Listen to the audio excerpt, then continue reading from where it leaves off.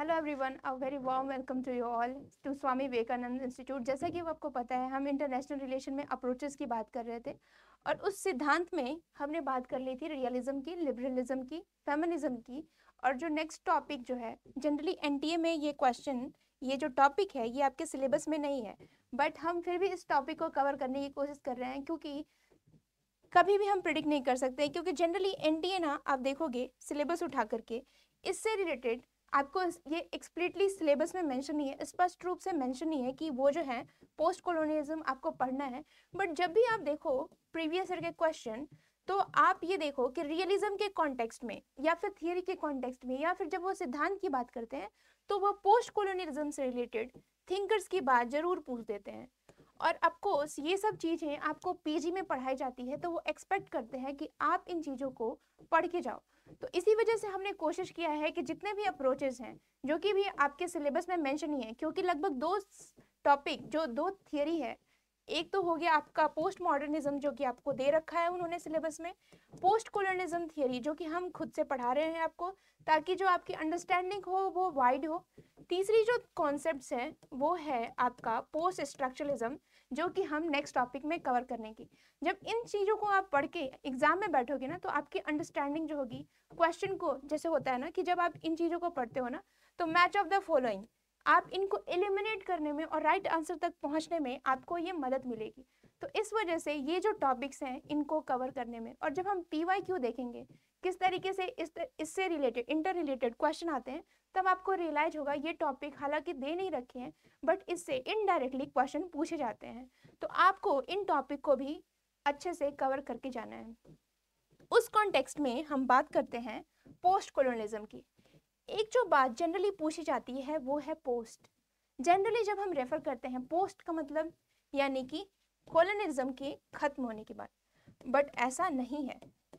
ऐसा इसलिए नहीं है, स्टुअर्ट हॉल एक थिंकर है, उन्होंने कहा पोस्ट कॉलोनियलिज्म का मतलब ये नहीं है कि समथिंग हैज एंड, यानी कॉलोनियलिज्म हैज एंड।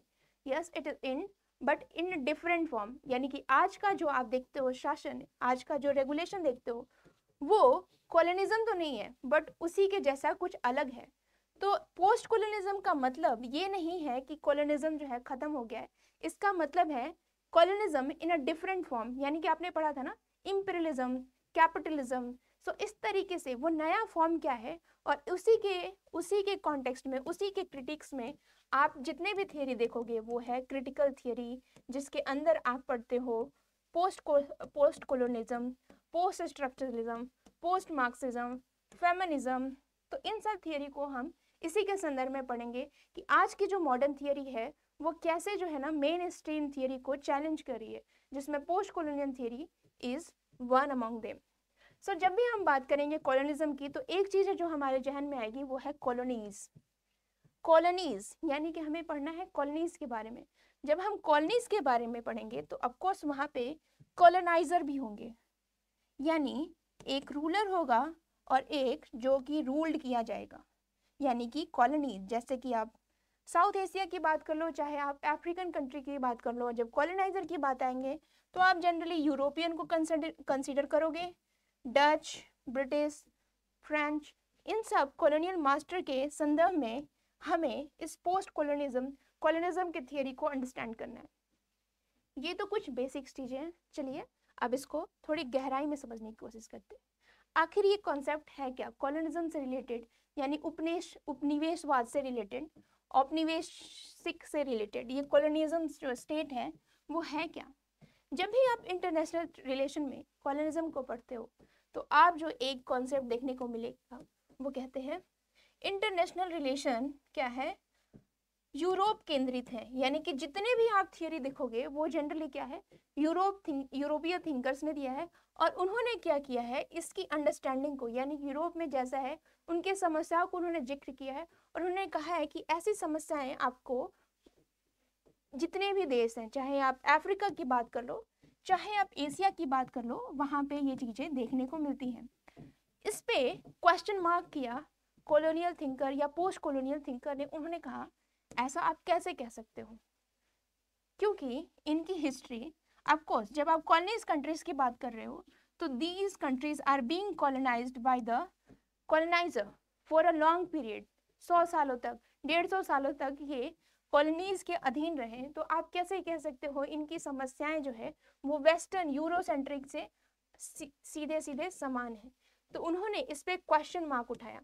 उन्होंने कहा इनकी वॉइस जो है ना, these are different and these should be heard in international level. यानी कि अंतरराष्ट्रीय विषय में जब भी हम थियरी की बात करते हैं तो इन कॉलोनीज की बात, जिनको आप जाके एक स्पेसिफिक टर्म दिया गया जिसे कहते हैं सबाल्टर्न, ठीक है, यानी कि इन सबाल्टर्न पीपल्स के बातों को सुनना, उनके विचारों को सुनना भी अंतरराष्ट्रीय स्तर पे एक जरूरी मुद्दा है। और इस जरूरी मुद्दे के तहत आप कॉलोनिज्म के जितने भी डिबेट्स हैं आपको देखने को मिलेगा। जब ये बात हो गई तो अंतरराष्ट्रीय थियरी में यूरोसेंट्रिक जैसे यानी कि यूरोपीय केंद्रित सिद्धांतों पर उन्होंने क्वेश्चन मार्क किया कि these theory is try to generalise the problem of all worlds issue. चाहे आप अफ्रीका की बात कर लो, चाहे आप एशिया की बात कर लो, आप किसी एक थियरी से बाकी सारे जितने भी प्रॉब्लम है उसको आप समझ नहीं सकते हो। और इसी समस्या को उन्होंने कहा कि हमें क्या करना होगा, हमें अपने विचारों को जो मेन स्ट्रीम की थियरी है उससे क्या करना है, डीकॉलोनाइज करना है या फिर स्वतंत्र करना है। स्वतंत्र कहने का मतलब कि ये जो नॉलेज हमें दिया गया है, जो उपनिषद, क्योंकि आप 100 साल किसी के अधीन में रहोगे तो ऑफकोर्स आपके पास उनकी मेंटलिटी पे इफेक्ट पड़ेगी। किस तरह की मेंटलिटी, जैसे बाइनरी चीज़ों को 2 भागों में विभाजित करना, जैसे मेल फीमेल, नेचर नर्चर, जिसके बारे में हमने लास्ट टाइम बात की थी, सिविलाइज अनसिविलाइज। तो आपने देखा ना किस तरीके से जो है ना एक वर्ग, समाज का एक वर्ग जो है उनको सिविलाइज घोषित कर दिया गया और बाकी जो वर्ग है, बाकी जो क्लास है उनको कह दिया गया कि दीज आर द अनसिविलाइज्ड। तो जब ये कहने की बात आई तो उन्होंने क्वेश्चन मार्क उठाया कि ये जो कहना है ये जो है ना गलत है। उन्होंने कहा कि ये सिविलाइज्ड और अनसिविलाइज्ड का जो नॉलेज है, क्लासिफिकेशन है, ये दिया गया है आपको वेस्टर्न थिंकर द्वारा। यानी कि ये जो सिविलाइज्ड है, यानी ये कॉलोनाइजर जो है, these coloniser are civilised and बाकी जो कॉलोनीज हैं, स्लेव हैं, दलित्स हैं, इंडियंस, दीज आर अनसिविलाइज्ड। तो उन्होंने पहली बार इस बाइनरी नॉलेज पे क्वेश्चन मार्क उठाया। आप क्लासिफिकेशन, ये जो आप नॉलेज प्रोड्यूस कर रहे हो, दीज नॉलेज शुड बी डीकॉलोनाइज्ड, यानी इस ज्ञान का पहले हमें क्या करना है, इन ज्ञान से हमें क्या करना है, इन ज्ञान को हमें डिकोड करना है कि किस तरीके से 100 सालों से हमारी जो बुद्धि है, हमारी जो मानसिकता है वो ब्रिटिश ने कॉलोनाइज कर ली है। ठीक है, ना केवल आपके रिसोर्सेज पर बल्कि आपके मानसिक सोच पे, आप किस तरीके से सोचते हो, उन्हें भी हमें क्या करना है, उस रूल से बाहर निकालना है। और वो तब होगा जब अलग अलग थिंकर उस समस्याओं को ले करके हमारे सामने रखेंगे। पोस्ट कोलोनिज्म थियरी भी इन्हीं मुद्दों की बात करता है कि किस तरीके से जो हमारी नॉलेज है, हमारी ज्ञान है, वो ब्रिटिश के द्वारा कॉलोनाइज्ड की गई है और हमें क्या करना है, उस नॉलेज को डीकॉलोनाइज करना है। किस तरीके से करेंगे, हमें क्या करना है, सबाल्टर्न स्टडी को, यानी कि जो आप इनकी स्टडी, अनसिविलाइज्ड स्टडी को क्या करना है, जितने भी इनकी समस्या है इनको क्या करना है, मेन स्ट्रीम में लाना है, इंटरनेशनल लेवल पे लाना है और उनकी स्टडीज को हमें सीखना है। तब जा करके आप देखते हो कि यहाँ पे पोस्ट कॉलोनियल थियरी देखने को मिलती है, यहाँ पे फेमिनिज्म थियरी देखने को मिलती है, यहाँ पे पोस्ट मॉडर्निज्म और पोस्ट स्ट्रक्चरलिज्म थियरी देखने को मिलती है। It's because of this debate. क्योंकि आप देखो कि जब ये बाइफर्केशन हुआ, ये जो क्लासिफिकेशन, जो वर्गीकरण आप देख रहे हो, civilised uncivilised, nature nurture, boys girl, इतने सारे जब सिविलाइजेशन, इतने सारे जब क्लासिफिकेशन देखते हो, वर्गीकरण देखते हो, तो आप यहाँ पे एक चीज जरूर देखोगे, ये हम हैं और ये जो है वो अस और दे, अस और देम, यानी कि ये community, these are the community of civilised one, और बाकी जो अदर है, बाकी जो दे हैं, दे आर अनसिविलाइज्ड। तो ये जो अस और दे की जो भावना है, अस और देम की भावना है, वो लोगों में क्या करी है, एक विखंडन ला रही है, लोगों की जो यूनिटी है उसमें।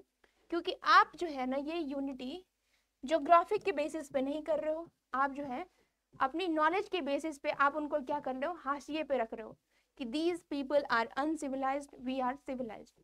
तो ये जो नॉलेज है, ये नॉलेज को हमें क्या करना है, डीकॉलोनाइज करना है। और इसी के बारे में पोस्ट कॉलोनियल थियरी जो है वो डिस्कस करता है।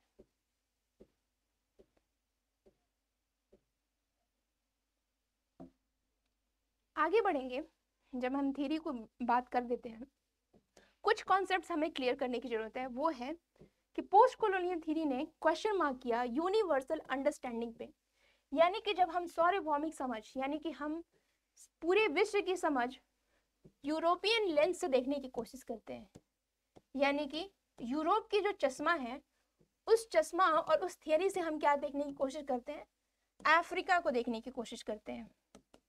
उस चश्मे से हम एशिया को देखने की कोशिश करते हैं। तो इस चश्मे में कुछ डिफेक्ट है।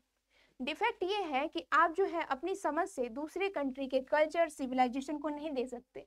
और ये जो यूनिवर्सल अंडरस्टैंडिंग है, आप ये यूनिवर्सल अंडरस्टैंडिंग आप पूरे वर्ल्ड पे ला रहे हो, पूरे इंटरनेशनल रिलेशन के थियरी में, नॉलेज में ला रहे हो, तो यहाँ पे जो है ना, there should be a question mark कि हमारी जो समझ है हमारी कंट्री के बारे में वो कहाँ है। और इस पे आप देखोगे कि पोस्ट कॉलोनियल थियरी लाते हैं डेवलपमेंट थियरी, उसके बाद आपने देखा होगा उसके क्रिटिक्स में आता है मॉडर्नाइजेशन थियरी, बहुत सारे थियरी लैटिन अमेरिका के द्वारा डेवलप किया हुआ थियरी।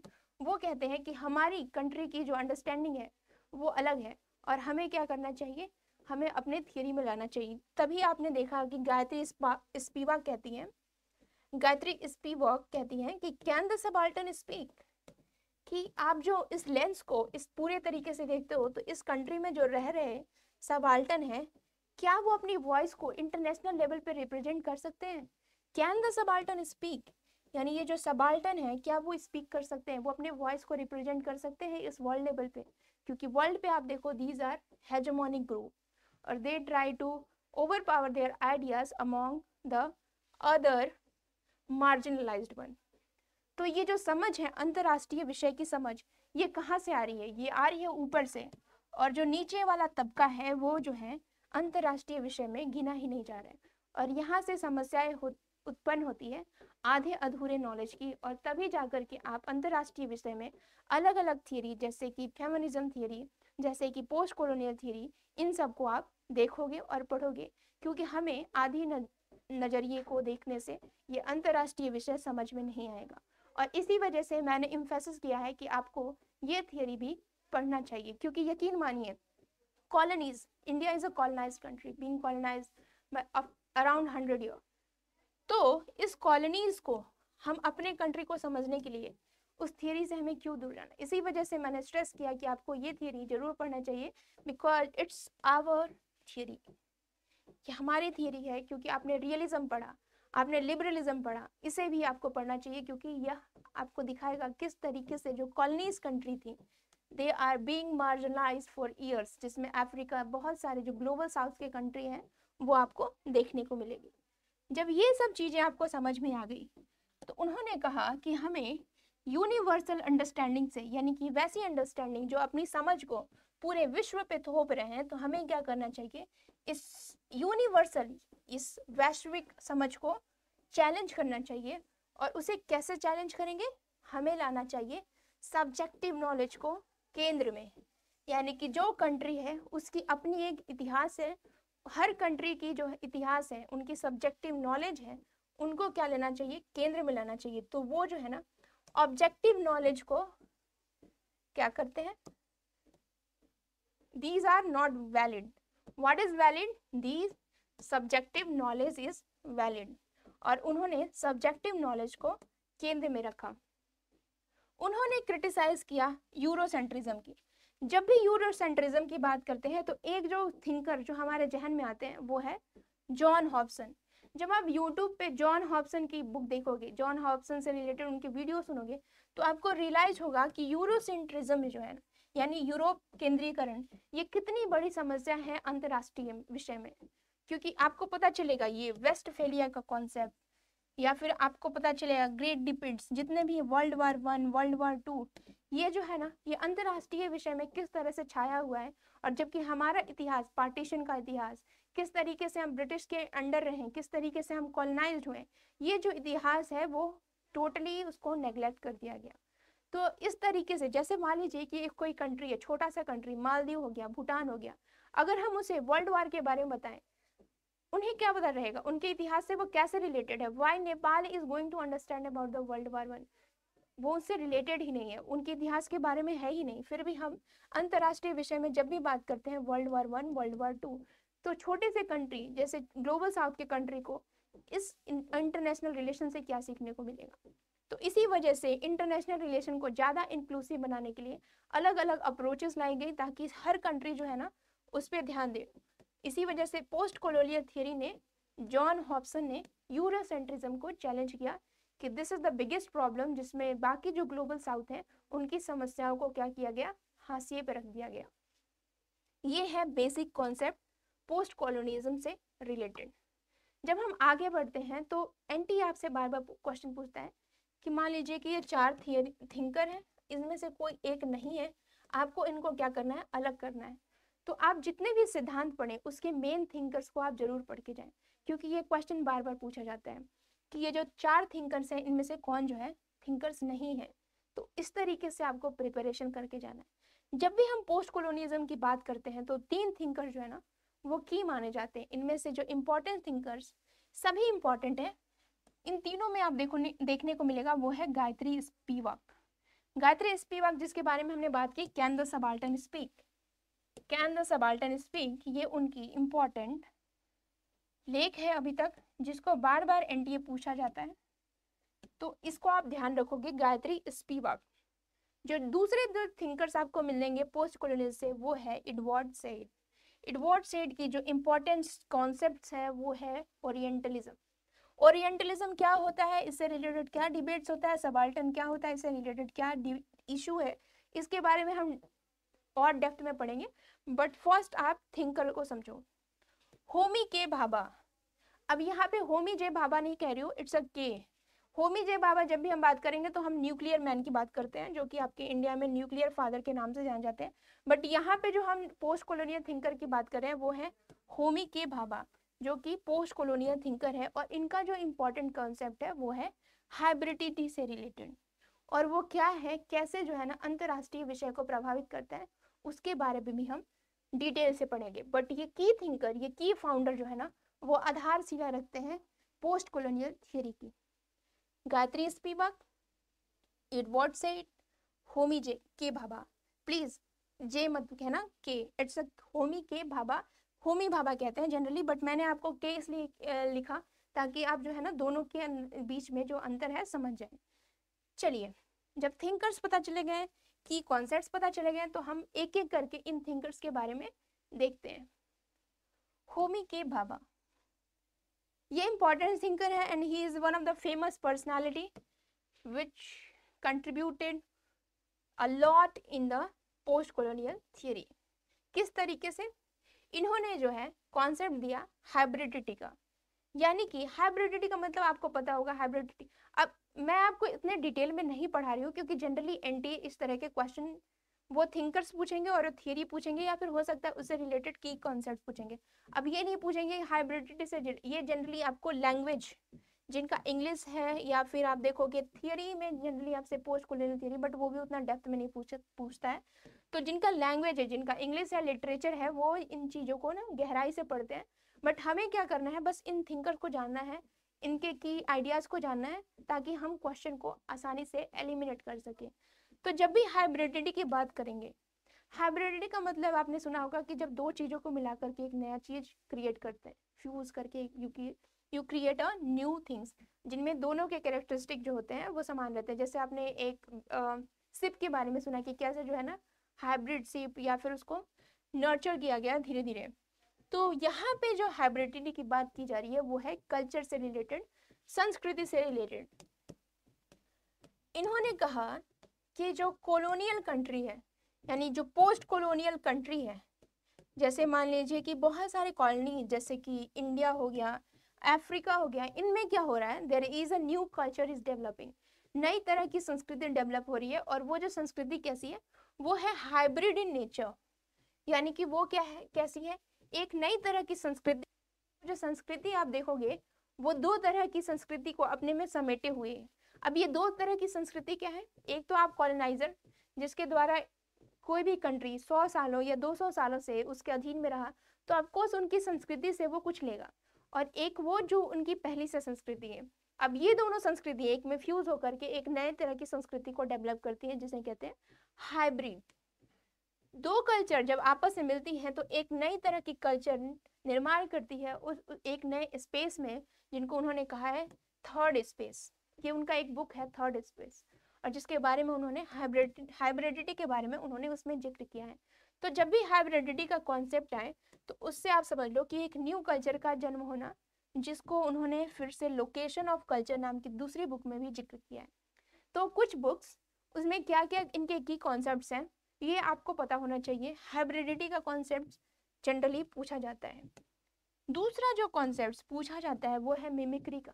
जैसे मान लीजिए कि 4 ऑप्शन है, उसमें पूछ दिया जाए इनमें से कौन जो है ना होमी के भाभा का जो कॉन्सेप्ट नहीं है। आपको ऑप्शन दे रखे होंगे हाइब्रिडिटी, मिमिक्री, एम्बिवैलेंस, और एक जो है जो ऑप्शन नहीं है, तो आपको उसमें एलिमिनेट करना है। तो इस तरह के क्वेश्चन आप प्रिडिक्ट कर सकते हो एनटीए द्वारा।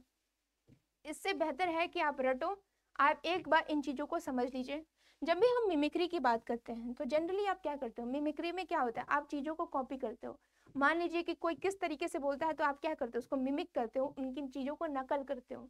तो कहने का मतलब ये है कि जो भी कॉलोनाइज्ड कंट्री है वो क्या करते हैं, कॉलोनाइजर के जो कल्चर होते हैं उनको वो मिमिक करते हैं। इसका इन्फ्लुएंस आप देख सकते हो, वेस्टर्नाइजेशन, मॉडर्नाइजेशन। तो वो क्या करते हैं, अपनी कल्चर को थोड़ी सी वो इस पीछे रख करके दूसरे कल्चर को वो क्या करते हैं, मिमिक करते हैं।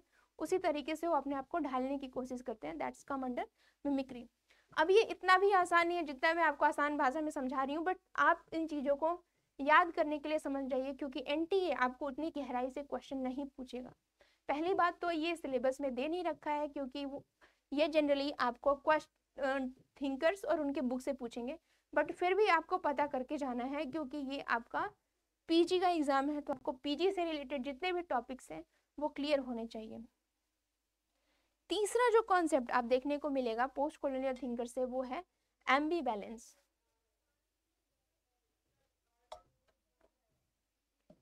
अब ये एम्बिवैलेंस क्या है? एम्बिवैलेंस जब भी आप देखते हो ना, आपने सुना होगा एम्फीबियन, यानी कि वैसे जो दो चीजों को एक साथ अडॉप्ट करते हैं, दैट इज एम्बिवैलेंस।